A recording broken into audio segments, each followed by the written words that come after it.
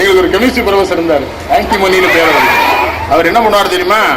எங்க அண்ணன் சொன்னா, யாரு உனக்கு கெமிஸ்ட்ரி ப்ரொஃபசர்? ஆன்டிமோனி. அப்ப நோட்ஸ் ஏன்டருக்கு வாங்கிக்க. அவர் படிச்சு 30 வருஷம் ஆச்சு, அது எனக்கு தராரு. நம்ம அதை தான் சொல்லுவான் புதுசவனுக்கு.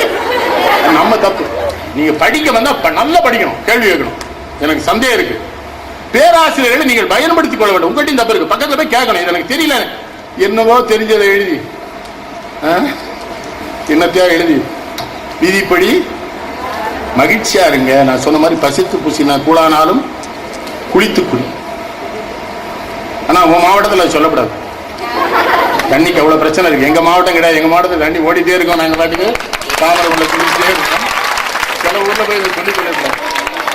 எஸ்கிமோக்கள் இருக்கிறாங்களா, அந்த பகுதியில் போய் கிறிஸ்துவ பாதிரியார் சொன்னாராம், நீங்கள் தவறுகள் செய்வீர்கள் என்றால் பாவிகளின் குமாரர்கள் நீங்கள் நரகத்திற்கு போவீர்கள். அங்கே தீயிலை உங்களை வாட்டுவார்கள். வாட்டட்டும், ஏன்னா அவன் எஸ்கிமோ குளிர்ல இருக்கான். அப்ப நரகத்துக்கே போயிடும். நம்ம ரொம்ப நாள் தீயே பார்த்தது இல்ல, எங்க எதை சொல்லணும்னு அதுல ஒரு கணக்கு தப்பா போய் சொல்றப்பா. ஆத்திச்சூடி மட்டும் படிக்கும். அரஞ்செய்ய விரும்பின உடனே வரிசை ஆரம்பிச்சிடாத. அது என்ன சொல்ல? அரஞ்செய்ய விரும்பினா என்ன அர்த்தம்? அறம் செய்ய வேண்டாம், விரும்பினா போதும். அறம்னா என்னது? சோறு போடுறதா இல்ல. மனத்துக்கண் மாசிலநாதல் ஒருவருக்கு அனைத்து அரண். வள்ளுவர் சொல்றாரா, மனசை சுத்தமா வச்சுக்கிட்டா அந்த அறம், அந்த அறப்படி வாழு. ஆறுவது ஒண்ணுமே கிடையாது. கோபம் வந்துன்னு வச்சுக்க, நல்லா யோசிப்பாரு. இந்த கோபம் வந்தோடனே அமைதியாயிரு, கோபம் தானா போயிடும். அவையார் தான் சொல்ல, ஆறுவது சினம், அமைதியாரு, சினம் ஆறிடும். உடனே செயல்பட்டா தானே பிரச்சனை வருது. நான் ஸ்நேகிதிக்கு உனக்கு ஒரு பிரச்சனை, உடனே பதில் சொல்றேன்னு வச்சுக்க, அந்த நட்பே போயிடுது இல்ல. கொஞ்ச நேரம் அமைதியாரு, அப்புறம் கொஞ்ச நேரம் கழிச்சு என்ன பேரை சொல்லி சங்கி என்ன கோபப்பட்டேன்னு கேள, முடிஞ்சிடும். அதை விட்டுட்டு சங்கீதான எப்படி ஒரு பொண்ணு இருக்கும் எனக்கு தெரியல, 10 கூட இருக்காங்க. நான் என்ன பண்றது? இப்ப யார் மாடத்தி காளி எல்லாம் பேர் வச்சுக்கிறா, பெருமாய் யார் வச்சுக்கிறா?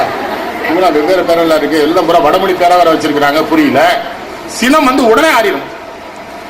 ரோட்டரிகளை சொல்லுங்க, கோபம் வந்து அமைதியா இருக்கு சொல்லுங்க.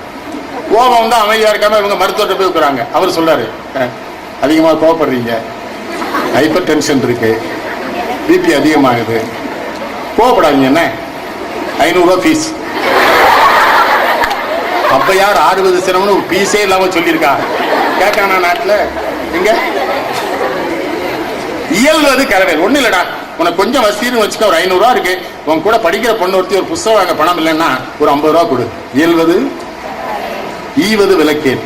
அது தப்பா சொல்லு, யாரா கொடுத்தா தடுக்க. அப்படி இல்ல, நீயே கொடுக்கிற இடங்களை வச்சுக்காத, விளக்காத கொடு. உடையது விளம்பேல் உண்மையாகவே இருக்கட்டும். ஸல்லல்லாஹு அலைஹி வஸல்லம் நபிகள் நாயகம் சொல்லுகிறார், உண்மையாகவே இருக்கட்டும்.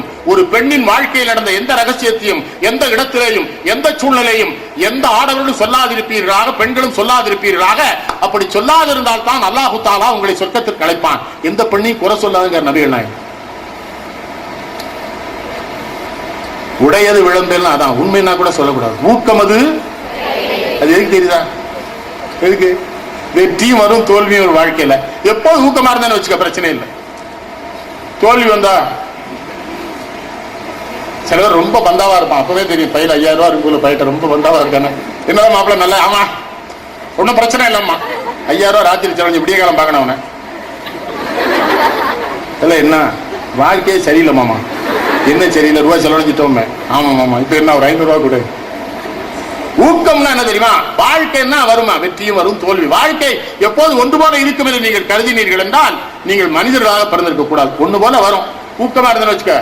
அதான் வள்ளுவர் சொல்றாரு, நல்லது நடக்கும் போது மகிழ்ச்சியா இருந்தேல்ல, தீய நடக்கும்போது என் வருத்தப்படுறேன்னு கேட்கிறேன். அதான் வள்ளுவர். நன்றாங்கா நல்லவா காண்பவர், அன்றாங்கா நல்லற்படுவதவன். ஒண்ணும் கிடையாது. 50 லட்ச ரூபா கிடைச்சுன்னு வைங்க, பிள்ளையாட்ட சொல்லலைங்க. இவன் பிள்ளையாட்ட சொன்னானா? பிள்ளையாட்ட போய் சாமி உங்களை கும்பிட்டுட்டே இருந்தேன் நேற்று 50 கிடையாது, பிள்ளையாரே பார்க்க மாட்டான். மொத்தம் பிடிக்கிட்டு போயிடும். 50 லட்சம் மண்ணால் திருடிட்டு போயிடுவான். பிள்ளையாட்ட விளங்கி எத்தனை வருஷமா கும்பிடுறேன் 50 லட்சம். அவர் என்ன சொல்லார்? பிள்ளையார் நேற்று 50 லட்ச ரூபா கொடுத்தல, வந்து கணக்கு சரி பார்த்து போனால, அதான் பிடிக்கிட்டப்போ. நான் என்ன சொல்றேன், நன்மை நடக்கிற பொழுது கடவுள்கிட்ட சொல்லிடு, தீமையா அவன் பாத்துக்கிறான். சாமிகிட்ட போய் பரிசை பேப்பர்லாம் சரி பார்க்க சொல்லக்கூடாது. எங்க ஊர்ல போய் எங்க ஊர்ல போய் முதல்ல 7 வரி எழுதலாம்.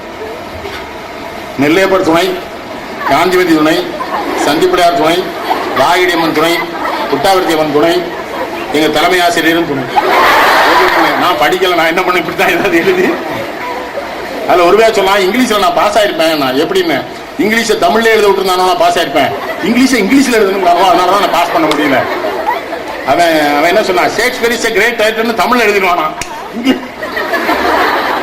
ரசிங்கப்பா, நல்ல கொஞ்ச நாள் பா சந்தோஷமா. அடிமையா மட்டும் இருக்காங்க, அது மட்டும் சொல்லித்தரேன். அடிமையா இருக்காது. அடிமைத்தனத்தை முதல்ல நீங்க விடணும். இந்த சொல்லி விடுறான் பாத்தீங்களா, இந்த பொம்பளை பிள்ளையா, நீ தலையை கவுந்துக்கிட்டே போ, அப்பதான் அவன் எல்லாத்தையும் பார்த்துக்கிட்டே வருவான். நீ பாரதி சொன்னால, நிபுண நடையும் நேர்கொண்ட பார்வையும் நிலத்தில் யாருக்கும் அஞ்சாத நெறிகளும் திமிர்ந்த ஞானச்செருக்கும் இருப்பதால் செம்மை மாதர் திரும்புவதில்லையாம். என்னடா பொம்பளா நிமிர்ந்தான நடப்பாங்க பாரு. பாரதிய படிங்க, பெண்ணுக்கு எவ்வளவு சொல்லியிருக்காங்க. அவன் பொம்பளை பிள்ளைய ஊர்ல இருக்கவங்க பயங்காட்டி வச்சுட்டாங்க. வெளியே போயிட்டு கடையத்துக்கு போயிருக்கான். மகா சகுந்தலா வாசல்ல உட்கார்ந்துருக்கா. ஏண்டா நீ விளையாடலையான்னா, என் அம்மா மாடியில பூச்சாண்டி இருக்கான்னு சொன்னாங்க அந்த பிள்ளை. இவன் ஐயன் ஒண்ணு இடுப்புல தூக்கி வச்சுட்டு மாடியில ஜன்னல் எல்லாம் திறந்து காட்டு, பூச்சாண்டி கிடையாது, பேய் கிடையாது, ஒற்றைக்கண்ணன் கிடையாது, எல்லாம் அன்னைக்கு பாடினதான் ஓடி விளையாடுப்பான். யாருக்கு பாடினா? ஆம்பளை பிள்ளைகளுக்கா பொம்பளை பிள்ளைக்கா? பாப்பா.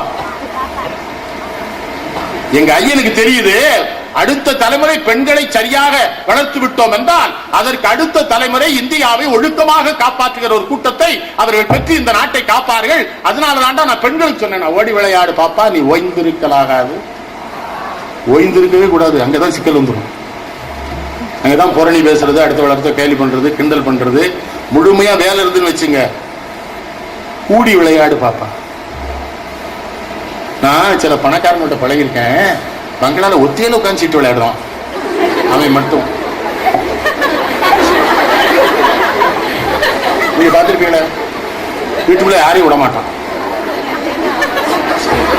நான் கேட்டேன், எப்ப பொண்டாட்டியோட விளையாடினான், நான் விளையாடினால பாதி சுத்தி அவளுக்கு போயிட்டுதுங்க. அதாவது பாதி இந்த சீட்ல பிடிக்கிட்டா போல தெரியுது. இது கூடி விளையாடு பாப்பா. அடுத்த செய்தி சொன்னா, கூடி விளையாடுற பொழுது பிள்ளை ஒண்ணு கொண்டு தட்டின்னு கீழே விழுந்துரும். ஒரு குழந்தையை வையாதே பாப்பா. விழுந்துருதான் அதான விளையாட்டு. நல்ல கவனிங்க, நம்மகிட்ட பல தப்பு இருக்கு. குழந்தை ஓடி போய் விழுந்துருந்தீங்க, பார்க்காம இருங்க, எந்திரிச்சு வந்துடும். நம்ம நாட்டை மாதிரி விளங்கா பய நாடு உலகத்தில் ஏமா விழுந்துட்டானேமா, அது உடனே ஒரு சவுண்ட கொடுங்க, மொத்த வீடு எந்திரிச்சு.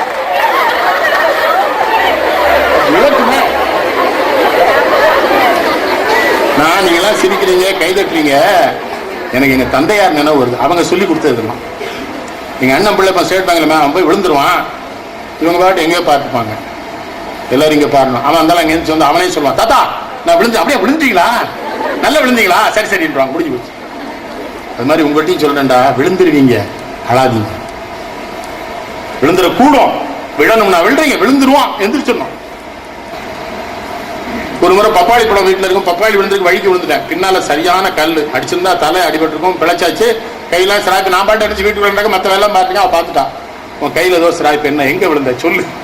போய் பாக்குறா, பப்பாளி சரிக்கிறது பார்த்து அவளுக்கு பயம். அப்பா அந்த கல்ல மண்டை அடிச்சிருந்தா, மண்டை அடிச்சா அப்பா இருக்க மாட்டாரு, என்ன பண்றது. மகிழ்ச்சியா லேனா தமிழான ஒரு தடவை எழுதினார் கல்கண்ல, துன்பங்களை எப்படி சந்திப்பதுன்னா, ஐயா நெல்லைக்கண்ணனை போல் சந்திக்க வேண்டும். சிவாஜி இறந்த அன்னைக்கு எனக்கு ஒரு பெரிய மிகப்பெரிய ஊத்தமா, தமிழ் பேசிட்டு வர்றேன், 60 அடி பள்ளத்துல சும்மாவோட நானும் ஓட்டாரு தலைவுப்புற விழுறோம். இறைவன்ட்ட கேட்கிறேன், இங்க கொல்ல போறியா என்னன்னு கேட்கிறேன். விழுந்து ஏறி இன்னொரு இடத்துல விழுந்து வந்து கை முடிஞ்சிருச்சு, மண்டையெல்லாம் ஆட்டி கையெல்லாம் ஆட்டி ரத்தம். அந்த நிலையிலையும் காரை விட்டு இறங்கி போய் பேருந்துல ஏறுறேன் நண்பர்களோட. அந்த கிராமத்தாக்கெல்லாம் ஓடி விட்டாங்க. அரசு மருத்துவமனையில கூட சேலத்துல சேர்த்தாங்க. அரசு மருத்துவமனையில் அந்த தலைமை மருத்துவர் ரொம்ப நல்லவர், எல்லா சிகிச்சையும் பார்த்தாங்க. தினமலர் பத்திரிகையிலிருந்து ஆட்கள் வந்துட்டாங்க, ஐயா கோகுலத்துல சேர்க்கணுங்க வேணான்னு. நான் சொன்னேன், அரசு மருத்துவமனை நல்லா பாக்குறாங்கடா, நான் வரலன்னு. இந்த அரசு மருத்துவமனை தலைமை மருத்துவர் ரொம்ப நல்லவர், என் காதுல வந்து சொன்னாரு, நீங்க கோகுலத்துக்கே போயிருங்க ஐயா, இங்க இருந்தா கையை மாத்தி வச்சு கட்டிடுவானுங்க எங்க ஆட்கள்னாரு. ஆகா, இப்படி ஒரு மனுஷன் கடவுள் நமக்கு அழைச்சிருக்கானு சொல்லி கோகுலத்துக்கு போறேன்னா, அதுக்குள்ள அந்த இரும்பாலையில இருந்து அதிகாரிகள் அங்கதான் பேச போறேன். இரும்பால அதிகாரிகள் பூரா 100 கார் 200 கார், ஒரு அமைச்சர் தமிழக அமைச்சரோட விட்டாரு. கோகுலத்துக்கு போறேன், இறங்குறேன், ஸ்ட்ரெச்சர்ல படுன்றான். அங்க விஷ்ணுமோகன் ஒரு பையன் ராஜாஜிக்கு பேர், அவனை பார்த்து 15-20 வருஷம் எல்லாம் விஷ்ணுமோகன் ஐயங்கார் எப்படி இருக்கேன்னு அவன் அழுதுட்டான். அண்ணா பார்த்து எவ்வளவு நாள் ஆச்சு, நினைவு வச்சிருக்கேன், நினைவாற்றல் தான் கடவுள் கொடுத்துடா. வண்டியில உட்கார்ந்து போன சேர்ந்தாச்சுன்னு வைங்களா, 8 மணி நேரம் அறுவை சிகிச்சை. தமிழ்நாட்டின் எழுத்தாளர் இலக்கியவாதிகள் வெளியே காத்து கிடந்து அழுதுட்டு இருக்கான். தம்பி நாஞ்சில் நாடா மகா சங்கீதா டாக்டருக்கு படிக்க, அவளை கூப்பிட்டு பெரியப்பா கிடையாது, மாஸ்க் எல்லாம் மாட்டிருக்கானா, அவனுக்கு பயம்.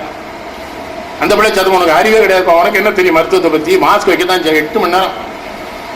சிகிச்சை. லேனா கேட்டாரு, என்னையா ஆச்சுன்னாரு. இல்ல, என் டிரைவர் வந்து நல்ல கார் ஓட்டுவான், இந்த மரண கிணறுல கார் ஓட்டுற மாதிரி ஓட்டுனேன், இந்த பையன் நேரா விட்டுட்டான்னு. அப்பமே லேனாவுக்கு இவ்வளவு ரத்தம் வெடிது இவரு. அப்புறம் அரசு மருத்துவமனையில் தானே இருந்தீங்க, இங்கேயே வந்தீங்கன்னா கண்ணன்னா கோகுலத்துல தானடா இருக்கணும், தான் கோகுலத்துக்கு வந்தேன். என்னையா கையில இவ்வளவு தையல்கள்னா, கண்ணன் தையல்களோட தானே இருப்பான்னு. தையல்கள்னா பெண்கள் ஒருத்தன், அவனுக்கு சிரிப்புன்னா தாங்க. அப்புறம் இந்த பல் மருத்துவர் வந்து கேட்டார், கீழே 2 பல்லு விழுந்துட்டா, அதை எடுத்துட்டு வந்தான். நானே அது என்ன புத்தர் பல்லாடா பத்திரப்படுத்த, விழுந்த இடத்துல போட்டு வந்துட்டேன், இப்படி சொல்லிட்டே இருக்கிறேன். லேனா சொன்னா, எதுக்கு எவ்வளவு உற்சாகமா இருக்கிறீங்க? உற்சாகமா இல்லைன்னா வர்ற பையன் என்ன கொண்டுருவான்னு. பார்க்க வர்றவன் கொண்டுருவாங்க நம்மள. திருநெல்வேலில இருந்து வந்திருக்காங்கள பாக்குறதுக்கு. ஒரு பேர் ரொம்ப அழுதான், என்னடா செத்து போயிட்டேன்னு சொன்னாங்க. நினைச்சு ஆஹா, இந்த பையன் அந்த எண்ணத்துல எல்லாம் இருந்து நம்ம செத்துருப்போம் நம்பிக்கையில வந்து வருத்தப்படுறான். இன்னொரு பேர் சொல்ல, வலது கால் துண்டாயிட்டுனாங்களா? இல்ல, இடது கை தான். வலது கால் துண்டாகலையா? தப்பா சொல்லிட்டாங்க. இன்னொருத்தன் சொன்னான், அவன் அழுக வேற மாதிரி, கடவுள் தான் நஞ்சு காப்பாத்தினார், மண்டையில அடிபடிச்சிருந்தா ஸ்பாட்லயே போயிருப்பீங்க. ஆனா ஒரு பேர் தான் எனக்கு ரொம்ப பிடிச்சது, மணிகண்டன். அவன் பாட்டு வருவான், ஒரு ஓரத்தில் உட்காந்து நமக்கு வந்து பழத்தை எல்லாம் அவன் பாட்டு நான் நாளைக்கு வர்றேன், அப்ப நாளைக்கு வா, பழம் வரும், நீ வர்றத முடிச்சிடா. அவன் கரெக்டா பப்பால் மாதிரி தினசரி வந்துட்டான், நாளையிலையும். இதெல்லாம் வாழ்க்கையை, நான் இதெல்லாம் சொல்லுது வாழ்க்கையை சொல்லி கொடுக்கும். யாராவது விபத்துல இருந்தா, யாராவது மருத்துவமனை இருந்தா நீங்க மகிழ்ச்சியா போகணும். சிலர் வரும்போதே மொத்த கூட்டமா அழுதுட்டு வரும்போது அம்மான்னு வரும், அவன் ஜாதி. உங்களுக்கு சொல்லி தரேன், பெண்கள் ரொம்ப சாமர்த்தியா இருக்கணும். போனா என்ன பண்ணணும், ஒண்ணுமே செய்யாது, எந்திரிச்சிருன்னு சொல்லணும். நான் தொழிற்சங்கத்துல தலைவனா இருந்தேன், ஓட்டுநர் விபத்துல மாட்டோம். போன என்ன சொல்லுவேன், தண்டமணி லூசு பயில படுத்துக்கு எந்திரல, நாளை கழிச்சு டிஸ்சார்ஜ் பண்ணி டாக்டர் சொல்லிக்கான்னு சொல்லுவோம்ல. டாக்டர் சொல்லுவான், ஐயா 4 நாள் வந்து அவன் பிழைச்சிருவாமா. அதை விட்டுட்டு போய் உட்கார்ந்துக்கிட்டு, என்னாச்சு இங்க குத்துதோ, இந்த பக்கம் சுருண்டு வலிக்க, என்னாச்சு இந்த புடஞ்சில ஒரு வலி வருமே, எசைக்கு இருந்துனாச்சு செத்து போயிட்டான்டுவாங்க. அதோட இதெல்லாம் எங்க அப்பா சொல்லி தந்தது. ஏன்னா எங்க அந்த காலத்துல பிரசவத்துக்கு எதுவுமே எத்தனை மருத்துவமனை. அன்னமரியமான எங்க உள்ள கிறிஸ்துவச்சி ஒரு அம்மா நல்ல குண்டு குண்டு மாட்டு வண்டியில் தான் வரும். வண்ணதாசன் கூட அவன் கதையில எழுதியிருப்பான். திருநெல்வேலியில் பிறந்த எல்லா அறிஞர்கள் முட்டாள் உட்பட அத்தனை பேரையும் பேர்காலம் பார்த்தது அன்னமரியம்மான்னு எழுதுவாங்க. அந்த அன்னமரியம்மா வந்திருக்கு எங்க பெரிய காலுக்கு பிரசவம். எங்க அப்பாவுக்கு பெரியம்மா பன்னம்பாறை கிழவியா வந்து நிக்கா, சுப்பியா பெரியவளுக்கு வலி எடுக்காம, வலி எடுக்க உனக்குன்னா நீ போ அப்படிங்க. நான் சின்ன பையன், எங்க அப்பாட்டே வளர்ந்தேன். எங்க அப்பாட்ட கேப்பா, பாட்டி தானே ஏன் விரட்டுறீங்க, நீ சும்மரியா, நீ போ. அவ திட்டுலா, இந்த பயப்படுத்தான், வயசா சொல்லி அறிவிடான்னு எங்க அப்பா திட்டிட்டு போறான். நான் நினைச்சேன் இவன் முழு முட்டாள், நம்ம அப்பா அறிவாளியா. அப்ப எங்க அப்பா ஏன் பாடு, சும்மா இருக்க மாட்டாடா, உள்ள போவா, புள்ள ஒரு மாதிரி முடிக்கால, திணறதால நீ ஏதாவது சீன் கிரியேட் பண்ணுவா. உள்ள பெற்று குளிப்பாட்டி காட்டுறேன். மருத்துவமனைக்கு போனா மகிழ்ச்சியா போ, அவங்கள்ட்ட போய் சந்தோஷப்படுத்துங்க, அவன் நல்லா இருங்க. ஏன்னா அவங்க உயிரோட இருக்கிறதா இல்லையாங்கிற மருத்துவர்கள் முடிவு பண்ணுவாங்க, அதை நீங்க முடிவு பண்ண வேண்டாம். மருத்துவர்கள் அதுதானே படிச்சிருக்காங்க. அவங்க எப்பயாவது அதை, எங்க ஊர்ல ஒரு டாக்டர் அனுப்புறதுக்குன்னே இருக்கு. யாராவது போறேன்னா அங்க கடைசியில் அவரை தான் கூப்பிடுவோம், அவரை கூப்பிடுவோம். சமீபத்தில் ஒரு ஒரு இதுல அவர் தோத்துட்டார், ரொம்ப அழுதுகிட்டு இருந்தார். நான் கேட்டேன், என்ன மாமான்னு. நான் 3 தடவை போய் அவன் உயிரோட காட்டான், என்னுடைய மருத்துவ தொழிலையே அவன் அவமானப்படுத்திட்டான், இதுல இருந்து நான் எப்படி மீண்டுறேன், கொஞ்சம் பொருங்க, அடுத்தால எவனாலும் சிக்குவான். நம்ம அந்த மாதிரி எங்க ஊர்ல நாயனா ஒரு மருத்துவர் இருந்தார், ரொம்ப பிடிக்கும். நாயுடு வயசாளி, 80 வயசு, ரொம்ப ரசனையான நாள். ஒருத்தவங்க கேட்பான், இட்லி சாப்பிடலாமா நாயனா? சாப்பிடு. இடியப்பா, அட பருப்போட சாப்பிடு, பிரியாணி, எது கேட்டாலும் சாப்பிட்டுட்டாரு. அவன் போன என்னென்ன அவனுக்கு எல்லாத்தையும் சாப்பிட சொல்லுன்னு, ஒரு வாரம் தான் இருக்க போறான், எதையும் தின்னுடிச்சு போறான், உனக்கு என்ன? இதெல்லாம் எதுக்கு சொல்ற? மகிழ்ச்சி, சிரிக்கணும், அளப்படாது. மதிப்பெண் எல்லாரும் மதிப்பெண் வாங்கிடும் போது அதை தெரிஞ்சுக்கிடுங்க. எல்லாரும் மதிப்பெண் வாங்கினவனு மேப்பா முடியாது.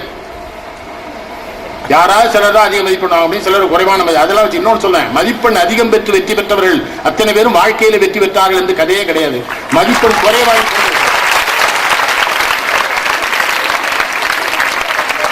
இதுல இருந்து நான் ஒரு சர்வே எடுத்தேன், எத்தனை பேர் குறைய எடுக்கிறீங்க?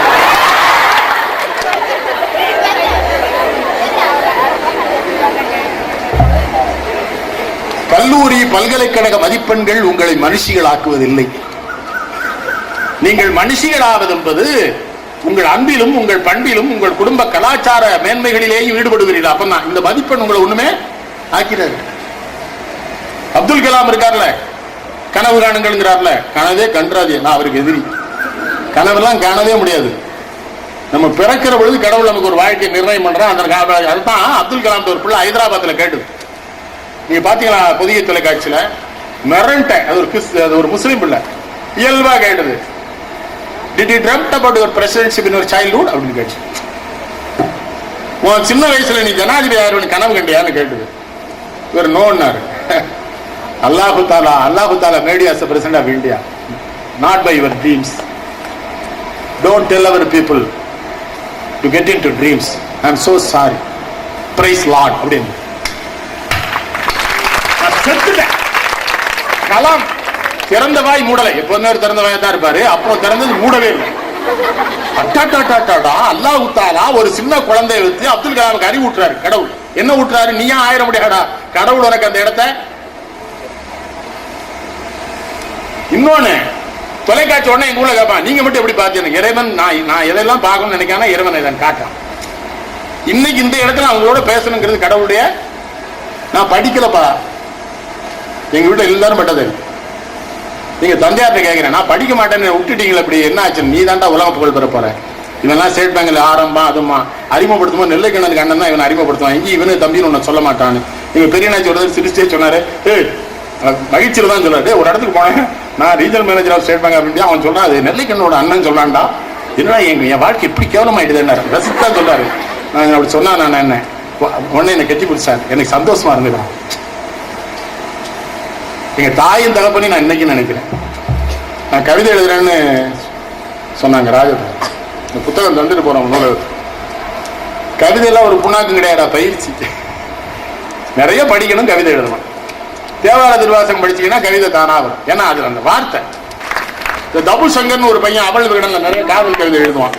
அறிவுமதி எல்லாரும் ஒரு தடவை அவனை கூட்டு வந்தானுங்க. அப்ப நான் யாரா அவ்வளவு உயரமா அவ்வளவு தண்டி ஆடுறா வேணும், சேத்தியா தோப்பணும், சேத்தியா தோப்பா என்னடா பண்றா வேணும். அவள் விடல் நிறைய காதல் கவிதை. அப்ப பழனி பாரி சொன்னா, ஐயா நம்ம எழுதலாமேன்னா. நம்மன்னா அவன் என்னதான் சொல்லுவான், அது ஆங்கிலத்தில் ராயல் புலர்பீங்களா, பெருமையா நம்ம என்னடா எழுதுறேன், நம்ம ஒரு காதல் கவிதை எழுதுவோமே, அது புது கவிதையாடா எழுதுறோம், மரபுலாம் எழுதுவேன், புதுசு எழுதலாமேன்னா. சரி எழுதுவோமா அப்படின்னா. சரி எழுதுனேன். அப்பவே 4 மணி நேரத்தில் ஒரு புத்தகம் எழுதுனேன், காதல் செய்யாதவர்கள் கல்லெறியுங்கள். அந்த புத்தக வடிவமைப்பு அகில இந்த இடையில பரிசு கிடைக்க அனுப்ப சொன்னாங்க. நான் அனுப்புறேன். முதல் கவிதை என்ன தெரியுமா? நீ கோலம் போட வருவதனை பார்க்க சூரியன் வருகின்றான், அதனை இவர்கள் காலை என்கிறார்கள். மீண்டும் ஒரு முறை பார்த்தால் தான் மறைவேன் என்கிறான், அதனை இவர்கள் மாலை என்கிறார்கள். தபுசங்கர் மெதுவா என்கிட்ட சொன்னா, அப்பா நீங்க இதை எழுத ஆரம்பிச்சா நான் எப்படி எழுதுறதுனா, நீ இதுல இருந்து எடுத்து எழுதிக்கிட்டேன். அடுத்த வாரமே எடுத்து எழுதிட்டானே. நகம் வெட்டி அழுது கொண்டிருந்தது, நகம் வெட்டி அழுது கொண்டிருந்தது, உனக்கு தினம் நகங்கள் வளரவில்லை என்று. உன் கண்கள் மீன்கள் மட்டுமா, உன் கண்கள் மீன்கள் மட்டுமா, கொக்குகளும் தான். இந்த ஓமை தொல்காப்பியத்திலிருந்து இன்னைக்கு வரை கிடையாதாம். அது மதுரை பல்கலைக்கழக பேரா. இந்த ஓமை யாருமே சொல்லையா, உன் கண்கள் மீன்கள் மட்டுமா, கொக்குகளும் தான். 4 மணி நேரம், 195 பக்கம். இந்த வடிவமைப்ப பழனி பாரதி உட்கார்ந்து பண்ணான். இப்பதான் வாலி கேட்டாரு, உனக்கு எப்படி மரபும் வருது இது வருது அப்படின்னாரு. இது கடவுளுக்கு தான் தெரியும். எனக்கு காரணம் படிக்கணும். ஆண்டாளா படி, ஆண்டாளா ரசிச்சு படி. நம்ம கோயில்ல இருக்க ஓதுவாருக்கே தேவார முழுசா தெரியலையே. காதலாகி கசிந்து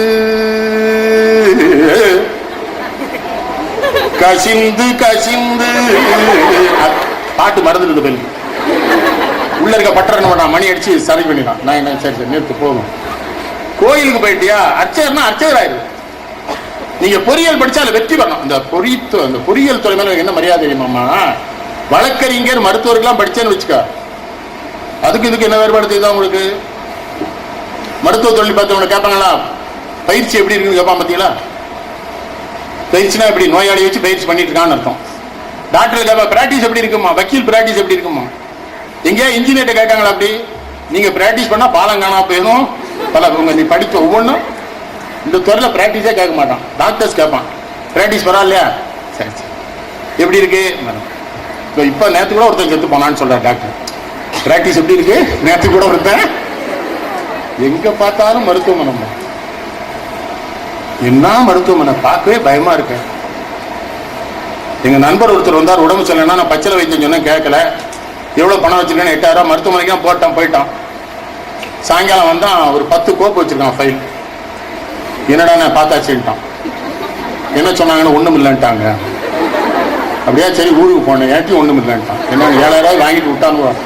நான் தான் 100 ரூபாய் பார்க்கலாம் கேட்டியாலே என்னல பண்ணான்னு முதல்ல போன ஒரு மிஷின்ல தெளிட்டாங்க, அதில் எதுமா எடுத்தாங்க, அப்புறம் அது ஃபைலில் போட்டு கொடுத்தாங்க. அப்புறம் இன்னொரு இடத்துல படுக்க வச்சு ஒரு பொம்பளை பிள்ளை வந்து பசையா தடவி ஒட்டிச்சு, அது பாட்டு பிசுக்கு பிசுக்குன்னு அடிச்சுட்டே இருந்தது. பிள்ளை நல்லா இருந்துன்னு அதையே பார்த்துட்டு இருந்துட்டேன். அதுக்கு 2500 ரூபா போட்டானுவோ. அது அப்புறம் தான் பின்னால தான் அப்புறம் போனால் இன்னொரு இதுக்குள்ள கையை பூரா விட்டு எடுத்தானுவோ. அப்புறம் ஒரு மருத்துவர் வந்து குப்பரை போட்டு முதுகில் தட்டினாரு, முழங்கால சுத்தியில் வச்சு தட்டினாரு, வயிற்ற போட்டு அமுக்கினாரு, கண்ணெல்லாம் எடுத்து பார்த்தா நாக்கெல்லாம் நீட்ட சொன்னாரு. எல்லாம் காட்டப்புறம் என்கிட்ட உனக்கு என்ன செய்யுதுன்னு கேட்டாரு. அதுக்காகவே இவ்வளவு நேரம் என்ன பண்ணி இந்த பாடுபடுத்தினு முதல்ல கேட்டாங்க. அதுக்கு ஒரு 2000 ரூபா போட்டானுவா. கடைசியில் வெளியே வரும்போது பார்த்தா 7000 ரூபாய் பிடிக்கிட்டானுவோம். ஊருக்கு போய் 200 ரூபா கொடுங்க. நான் தான் ஒழுக்கமா மருத்துவமனைக்கு போகக்கூடாது உங்களுக்கு எது சொல்ல. பசித்து புசிச்சேன்னு வைங்க மருத்துவமனைக்கு. வள்ளுவர் சொல்றார் மருந்தன வேண்டாவாம் யாக்கைக்கு அருந்தி. சாப்பிட்டது செவிச்சுட்டு வச்சு சாப்பிட்டேன்னு வச்சுக்கோ, பிரச்சனை கிடையாது. இந்த பஜ்ஜின்னு ஒரு பண்டம் இருக்கு. பஜ்ஜி பாத்துறீங்களா? ஆபத்தான பண்டம். நம்மளை கூப்பிடும் பார்த்தீங்கன்னா சிவப்பா இருக்கும். கூப்பிடுவா குத்தாலத்துல மெயின் ஃபாக்ஸ்ல குளிச்சுட்டு வரும்போது விட்டோம் பார்த்தா பஜ்ஜி 15 வருஷமா அதே எண்ணெயில தானே போடுறான் அவன். இந்த மனுஷங்க இப்படிலாம் அசிங்கப்படலாம் பாருங்க. அந்த பஜ்ஜியை வாங்கி இந்த தினத்தந்தி பேப்பர்ல என்னங்க எண்ணெய் எடுக்கானா அப்படி திங்க அந்த நாக்கு அறுத்தான்னா அப்படி திங்கணுமா? அதை தின்னுட்டு ஆலங்குளம் தாண்டும் போது யாப்பம் நினைச்சே ஏப்பம் தப்பா வருது. உன்னை ஏமா திங்க சொன்னான். கூழானாலும் குளித்து குடின்னு எதுக்கு சொன்னா தெரியுமா? அவையார் குளிச்ச உடனே பசி வரும் பார்த்தீங்களா? அந்த பசி ஆரோக்கியமான பசி. ஐந்தறிவில் எனக்கு வேண்டிய பாவனாசம்லாம் ஒருத்தர் இட்லி கடை வச்சிருந்தாரு. ஐந்தறிவில் குளிச்சு வராம டக்குன்னு அவனுக்கு இட்டே கொடுத்துருவாரு. ஆனா 6 இட்லிக்கு மேல கொடுக்க மாட்டாரு. ஒன்னா கேட்டேன் ஏன்னாச்சு 6 இட்லிக்கு மேல கொடுக்க மாட்டீங்க என்ன? அதுக்கப்புறம் ருசி தெரிஞ்சிருக்காரு. அவருக்கு சூது இருக்கு. 6 இட்லிக்கு மேல அவரு கடை இட்லி ருசி அவனுக்கு தெரிஞ்சு போயிருமா. அந்த பசியோட சாப்பிட்டாங்கன்னா பிரச்சனை. அதான் வாழ்க்கை ரசிகம். பெண்களா இருக்கிறோன்னு பயந்துடாது. பெண்கள்னு எதையும் விட்டு கொடுத்துறாது. கணவன் வந்தா சரியா இருங்க, ஒன்னும் தப்பு கிடையாது, அன்பா இருங்க, எல்லாம் இருங்க. அவனும் அன்பா இருக்கானான்னு பாருங்க. பாதிப்பே களவடிப்பேலா இருக்கும். அது உங்க கிட்ட வந்து என்ன ராதா உன்னையெல்லாம் நினைச்சிருந்தேன் அப்ப மறந்தேல்ல, ஏன் மறந்தேன்னு பார்க்கணும். நான் சொல்லல, வள்ளுவர் சொல்லி கொடுக்காரு. நினைந்தேன் நான் மற்றன் மறந்தன் என்று புல்லால் வள்ளுவர் சொல்றாரு. அப்ப இந்த மறந்தான் தானே நம்மள. அன்பா இருங்கப்பா, அன்பா இருந்துட்டு ஜெயிக்கலாம். அப்பா முதல்ல அப்பா மாட்டான். கோயிலுக்கே போக வேண்டாம் பாருங்க, உங்களுக்கு சொல்லித்தர. கோயிலுக்கு போகவே வேண்டாம், அப்பா மாட்டான் அன்பாரு. அண்ணன் தம்பிட்ட பிரியமா இருக்கு, பக்கத்து வீட்டுக்காராட்ட அன்பாரு. ஒரு தெளிவா ஒரு கேள்வி கேட்கிறேன். மதம் நம்மளை காப்பாத்திருமா? மதம் பணம் காப்பாத்துமா? 1 கோடி ரூபாய் வச்சுட்டு காட்டுக்குள்ள விழுந்துட்டான்னு வைங்க, புள்ளிட்ட ஒரு 50,000 கொடுக்கலாமா? புள்ளி என்ன புள்ளி என்ன 50,000 வச்சுக்கிறீங்க, என்ன கொண்டு செங்கோட்டையில இறக்கி விட்டுருக்கேன், ஒரே அடி அடிச்சோம், வச்சிருக்கே வச்சுக்கேன். புரியுதா உனக்கு? பணம் காப்பாத்துமா? மதம் இஸ்லாமியர்களே நிறைந்திருக்கிற ஊர்ல இந்து மட்டும்தான் ஒரு மருத்துவர் தான். அவங்க இந்துட்ட காட்டாம இருப்பாங்களா? மதத்தின் மேல நம்ம பிரிக்கிறாங்க. பெண்கள் மேல என்ன மகிழ்ச்சின்னா, ஆண்கள் தானமா ஜாதி போடுறான், ஜாதி சங்கம் மட்டும். இப்ப பொம்பளை வேற கூட்டு ஆரம்பிச்சானுங்க. எங்கேயா பெண்கள் ஜாதி பேர் போடுறதா தானே போட்டுக்கிறான். உங்கள்கிட்ட தானே அது இல்ல. சரி, தமிழ் சொல்லுதுல அவரவர் தமது அறிவறி வகவை அவரவர் இறைவர் எனடி எனவர்கள் அவரவர் இறைவர் குறைவர் இறைவர் அவரவர் விதிவெளி அடைய நின்றாரேங்கிறார் நம்மாழ்வார். இந்த பாட்டை நான் ஏன் வேகமா சொல்ல, நீங்க அதுல ஒரு சூழ்ச்சி இருக்கு. இந்த பட்டிமன்றத்தில் வேகமா சொல்லணும், இந்த பேச வந்து 6 பேராசிரியர் அதோட முடிஞ்சிருவான், அப்புறம் பேசவே மாட்டான். அது ஒரு டெக்னிக் இப்படி அடிக்கிறது. அப்புறம் பாட்டு சொல்லவே யோசிப்பான், ஐயா என்ன இது நம்மாழ்வார் பாடுற. அவனவனுக்குன்னு அவன் கடவுளை விதி அவனவனுக்கு தந்திருக்கு. அவன் கடவுளை அவன் கும்பிடுறான். எந்த கடவுளும் குறைஞ்ச கடவுள் இல்ல. அவன் கடவுளை அவன் கும்பிட்டு உன் கடவுளை நீ கும்பிடுங்குது. யாரு? நம்மாழ்வார் சொல்றாரு. கும்பிட்டா நமக்கு என்ன பிரச்சனை? எல்லா கடவுளும் ஒண்ணுதானமா. நீ வெண்பொங்கல் சாப்பிடுற, அதனால அந்த கடவுளுக்கு வெண்பொங்கல் வச்சு பூஜை பண்ற. ஒருத்தன் கோழி சாப்பிடறான், அவன் கோழியை வச்சு. ஒருத்தன் ஆடு சாப்பிடறான், ஒருத்தன் சாராயம் சாப்பிடறான், சாராயத்தை வச்சு பூஜை பண்றான். ஆனா அவனை பொறுத்தவரை இந்த சாராயம் நீ எனக்கு தந்த, உனக்கு தர்றேன், அதான வைக்கிறான். அதான் நீ வெண்பொங்கல் வைக்கிற. இதுல என்ன தப்பு? இதுல என்ன பிரச்சனை உனக்கு? அது மாதிரி கோயில போய் இது கேட்காத, கடவுள்கிட்ட எதுவுமே கேட்காத. முட்டாள்தனம். வேண்டத்தக்கது அறிவனி வேண்ட முடிந்த தருவோய் வேண்டும் மயன்மாளுக்கு அறிவனி வேண்டியமை. தமிழ் சொல்லுது, கோயில போய் எதுவும் கேட்காது. ஏன்னா உனக்கு என்னெல்லாம் வேணுமோ அதெல்லாம் கடவுள் தந்துட்டான். அதை நீ பயன்படுத்திக்கணும். திரும்ப திரும்ப ஒரு தாய் வந்து நமக்கு மாங்காய் தரலன்னு வைங்களேன். தாய் மாங்காய் தரல, பெத்த தாய் தராம இருப்பாளா? மாங்காய் உனக்கு நோய் செஞ்சுன்னு இப்ப வேண்டாங்கிற, இப்ப தரணுமா அப்ப தருவா. கடவுள் நமக்கு எதை எப்ப தரணும் அப்பப்போ தருவார். அங்க போய் கேட்டு கூடாது. சில பேர் கடவுள் முன்னால வந்து அழுது கொண்டுறானே, அவர் முருகர் இருந்தாலும் திரும்பி நின்றுட்டாரு. என்ன அந்த எப்ப வந்தாலும் அழுது பயங்காட்டுவாங்க மூஞ்சியே பார்க்க. சில அந்த கண்ணத்தை அடிப்பாங்க பத்தியில படார் படார்னு அடிச்சிருவோம். அர்ச்சனை பண்ணீங்களா? கடவுள் பேருக்கு பண்ணு. கடவுள் பேருக்கு பண்ணா உலகம் பூரா நல்லா இருக்கும்ல. அதை விட்டு 10 ரூபாய் கொடுத்துட்டு ராமையா பூசம் சுப்பிரமணியம் விசாகம் 30 நட்சத்திரம் இருக்கிறது 27 நட்சத்திரம் தான். பட்டர் பதர் தான். இதுக்கு இத்தனை கோயிலுக்கு போனா கடவுள் என்ன பண்ணுங்க? என்னோடு என்னோடு எப்போது என் வாழ்க்கையை ஆரோக்கியமா தா, மரணத்தின் போது அமைதியா. இதாப்பா வாழ்க்கை. என்கிட்ட எல்லாம் இருக்காப்பா என்ன நினைச்சு செத்து போயிருவேன்னு சொல்லியேன்னு ஒரு பேராசிரியர் கேட்டான். நான் செத்து போக மாட்டேன்னு சொல்லு. அது முடியாது, அந்த பிறகு விடு. நானும் ஆஸ்பத்திரிக்கு போய் யோசிக்கேன், பயமா இருக்கு. ஒரு ஆஸ்பத்திரிக்கு போறேன், ஆபரேஷன் தியேட்டர்ல பூஜை நடந்துட்டு இருக்கு. என்னன்னு கேட்டேன். ஏற்கனவே இருக்கிற ஆவிகளை எல்லாம் விரட்டிட்டு இருக்கோம்னா இந்த ஆஸ்பத்திரிக்கு வந்து பெரிய ரொம்ப நன்றி. உங்களை எல்லாம் பார்த்தேன். உங்க மேல எனக்கு அன்புடா. என் பிள்ளை வேற, உங்க பிள்ளைகள் நீங்க வேற இல்ல. அவளையும் உங்களையும் ஒன்னா தான் நினைக்கிறேன். நீங்க எல்லாம் நல்லா இருக்கும்.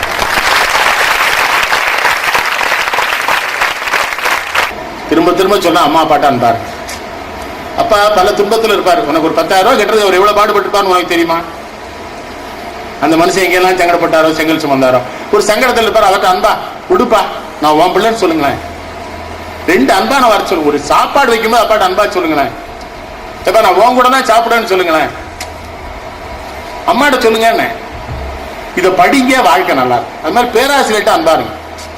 தாயும் தகப்பன் இதெல்லாம் சொல்லி தர முடியாது இங்க அனுப்புறாங்க. அப்ப அவங்ககிட்ட நீங்க தாய் தகப்பன் இருக்க அனுப்பா. அது மாதிரி பேராசிரியருக்கு சொல்ல, இந்த குழந்தைகள் உங்களோட சின்ன கேள்வி பேராசிரியருக்கு செய்தி சொல்லி முடிக்கிறேன். உங்களுக்கு வாழ்க்கையில பெரிய வாய்ப்பு என்ன தெரியுமா? ஒரு குழந்தை இல்லைன்னு அவங்க எங்கெல்லாம் போறாங்க. ராமேஸ்வரம் போறான், காசி போறான், சாமியை பூரான் கும்பிடுறான், கமலா சிவராஜை கூப்பிடுறான். வருடந்தோறும் ஆயிரக்கணக்கான குழந்தைகளை உங்கள் குழந்தைகளாக கடவுள் அனுப்பி வைக்கிறானே. அந்த பேராசிரியர் கூட அந்த குழந்தைகளை எப்படி நினைக்கலாம்? தங்கள் குழந்தைகளாக நினைக்க வேண்டும் என்று சொல்லி, நீங்கள் இல்லை என்றால் உலகம் இல்லை. நீங்கள் உருவாக்கியதுதான் காந்தி, நீங்கள் உருவாக்கியவர் தான் நேரு, நீங்கள் உருவாக்கியவர் தான் விவேகானந்தர், நீங்கள் உருவாக்கியவர் தான் வள்ளுவர், நீங்கள் உருவாக்கியவர் தான் மிகப்பெரிய அறிஞர்கள் அத்தனை பேரும். ஆகவே என் அருமை பெண் மக்களே, வெற்றி என்பது உங்களை எப்பொழுதும் சேர்வதாக, அந்த வெற்றிக்கு உரியவர்களாக நீங்களும் விரைந்து தொழில் செய்பவர்களாக இருங்கள். அடிமைகளாக இருக்கவே இருக்காதீர்கள். எதற்கும் அடிமைப்படாதீர்கள். அன்பாக இருங்கள். அன்பை வைத்து கூட யாரையும் அடிமையாக்க முயலாதீர்கள். அன்பு காட்டி யாரேனும் அடிமையாக்க நினைத்தால் அதற்கும் அடிமை ஆகாதீர்கள் என்று சொல்லி, உங்களை யாரேனும் தெய்வங்கள் என்று சொல்ல வந்தால் அந்த பூசாரிகளை அடித்து ஓட்டுங்கள். நாங்கள் தெய்வங்கள் அல்ல, நாங்கள் மனுஷிகள், உயிரோடு உடலோடு சதையோடு உன்னை போல நாங்களும் வாழ பிறந்த மனுஷிகள் என்று சொல்லி, உங்கள் வாழ்க்கையை வாழ்வதற்கான வழிவகைகளை முயன்று தேர்ந்தெடுங்கள், வெற்றி பெறுங்கள் என்று சொல்லி உங்கள் மத்தியிலிருந்து விடைபெறுகிறேன். நன்றி.